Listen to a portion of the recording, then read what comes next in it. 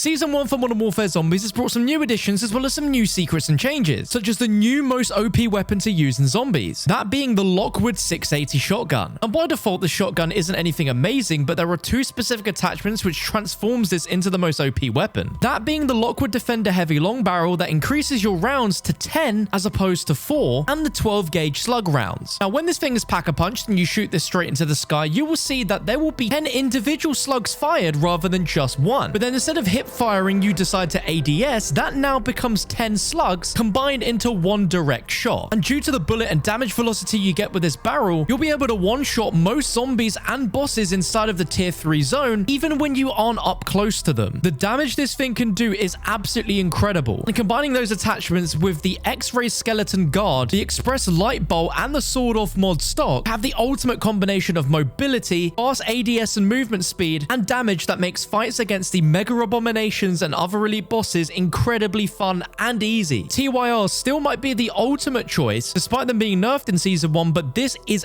absolutely up there. This next tip is a really funny one that you won't always be able to do, but if circumstances are right, it is the new easiest way to take down the Stormcaller. Now, we know that in Season 1, the Bloodburner bike could insta-kill it with the Ether Pulse, and now that is no longer the case. If you're going for the Greylorn World boss fight at the end of the game, for whatever reason you need to kill Stormcaller as well, maybe for the Act 3 mission, if you don't kill any of the zombies in the storm, including the Stormcaller, activate the 4 USB consoles and wait for the worm to spawn, there is a chance that the zombies as well as the Stormcaller will all huddle in the exact spot that the worm is going to spawn from, and when the worm spawns, it will insta-kill all the zombies and the Stormcaller, leaving all of the Stormcaller's loot on the floor in that exact position so you can pick it up later. But if you're doing the mission, this will technically count. On the topic of the Greylorn Worm, let's talk about the best gun to use, because there are a few viable options, but this option is without doubt the best gun for taking it down in the quickest amount of time. And that is the WSP Swarm with Akimbo. Specifically, you want to have the WSP Reckless 90 long barrel, the Hipshot L20 laser, 9mm overpressured ammo, and most importantly, the 100 round drum and the Akimbo conversion kit, because once you upgrade these weapons, you will have 200 bullets within each magazine of both swarms, and when you're shooting this at the worm, you're going to be doing double the amount of damage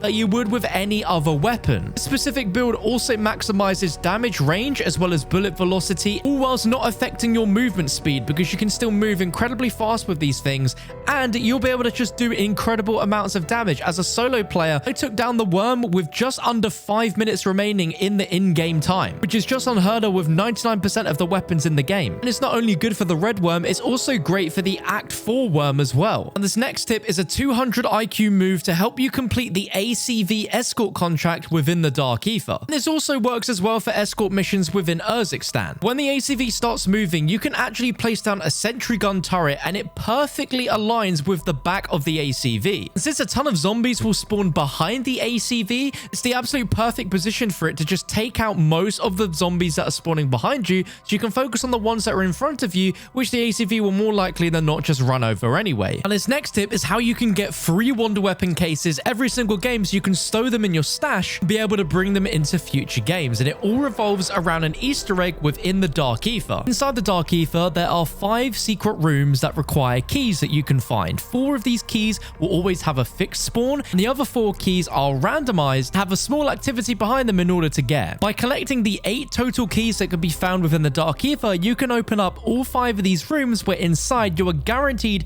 to get a drop, such as a nuke, a full power, a max ammo, but also the chances of multiple wonder weapon cases. If you're going in the Dark Ether to farm contract rewards or anything like that, at the same time you could be looking for these keys and going into these secret rooms, you can exfil carrying between 3 to 5 weapon cases, including the Scorcher, the Wonderwaff, the VR11, the Ray Gun. It is absolutely worth doing. Now, on the topic of the Dark Ether, this next tip is probably one of the craziest tips out of all of Season 1, and makes what should be an impossible task really easy. If you want to unlock the 3 classified schematics that was added in Season 1, you need to go ahead and complete the 3 contracts in the Dark Ether, but using an Elder Sigil, which is a much more difficult version of the Dark Ether. You only have 15 minutes to complete it rather than the usual 30 minutes. And the most difficult contract inside of here is the Escort, because if the health of that ACV goes to 0, then you failed the contract and you can't tempt it again. So it is incredibly hard, especially on solo. However, there is a trick where you can fully heal the ACV, so it can always be at 100%, 70%, so it's incredibly hard to fail it, and all you need to do is to bring in a pack-a-punched VR11. If you shoot the VR11 directly under the grate at the front of the ACV, it will heal the ACV completely. It is so easy for the ACV to get to extremely low health, so having this as a viable option is incredible, especially when you're up against multiple mega abominations and other elite bosses and zombies during this contract. But this next tip doesn't extend to just the Dark Ether, because if you use the VR11 on any vehicle, it will also do the exact same thing. It will fully repair the vehicle, which is incredible, but there's an added bonus because it also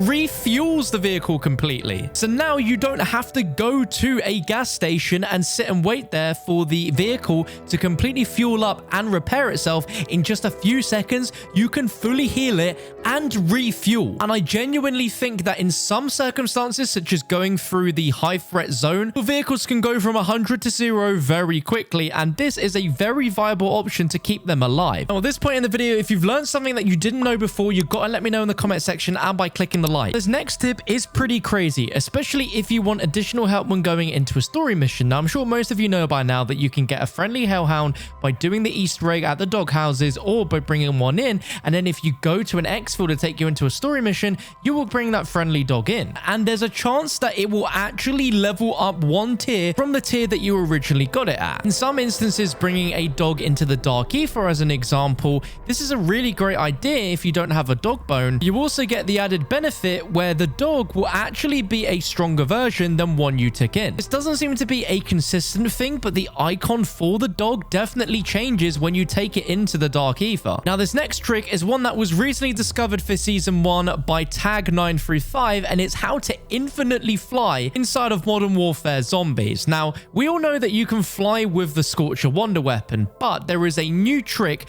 where you are able to gain infinite height and fly from one side of the map to the other, and to fly as high as you want. And in order to do this, you will need to have the Scorcher Wonder weapon, and it needs to be pack-a-punched once. You need to go from a high building, so the cranes in Zaravan City is a great example, and you want to charge it up to 70% to launch yourself up. Once you're in the air, you want to charge your Scorcher again to 70% and let go to boost you up in the air, and you're able to consistently chain this until you get to 0 ammo, which is then where you'll pull your chute and you'll wait for the ammo to recharge back to 20. Once that's done, you're going to cut your parachute, charge your Scorcher up to 70%, and continuously do this over and over and over again so that you will gain more height. And after around a minute or two, you will be super high up in the air, being able to travel from one end of the map all the way to the other in one foul swoop, and be able to travel as far as you want. Can't see this trick lasting forever, but right now it is incredibly fun to do. Season 1 also adjusted and slightly nerfed a few things that we got used to with the launch of the game. What you might not have realized is that exfils are now a lot better than all of the nerfs that happened to them during pre-season 1, where exfils in the tier 1 zone will now always spawn manglers when you've called them in, along with more zombies. But tier 2 exfils will now also contain zombies,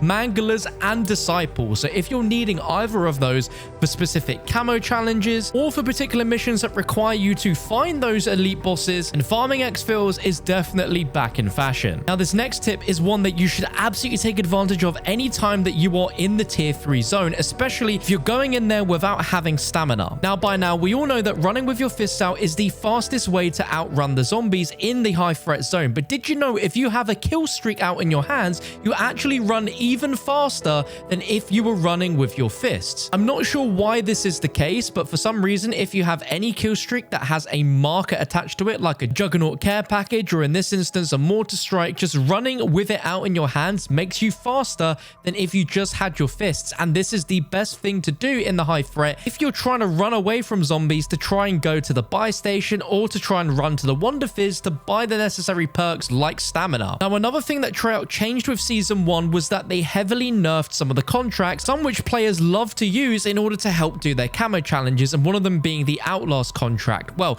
you might not realize that Treyarch has actually completely reverted the previous nerf that they did to Outlast contracts, but they've actually buffed them so that they are even better than they were before. Now, I demonstrate this in a tier 1 area, but this is a lot more noticeable if you do this in the medium or high threat zone, but you're going to get a lot more zombies spawning than before, and these zombies are infinite spawning just like they were originally before Treyarch nerfed the Outlast contract. In cases like the medium and high threat zone, you're actually going to get a ton more special zombies than you were before, meaning if you're looking for mimics, disciples, and manglers, then you'll have no problem at all doing this now with the Outlast contract, just like we were all doing before the Season 1 update. And last but by no means least, we gotta talk about decoy grenades, because these got a heavy nerf in the Season 1 update. You can only carry 2 of them instead of 3, and the duration of them has been cut short. But you might not realize that these are still the best tactical to use in all of Modern Warfare Zombies, because despite the nerf to them, there is nothing better to use than these. They still last an incredibly long time. You can still stack them and stow them in your invents. You can have tons of them. And in my eyes, they are still the infinite monkey bomb that you can always use straight away. More tips and tricks videos like this, then be sure to hit that subscribe button, but check out another video on your screen now.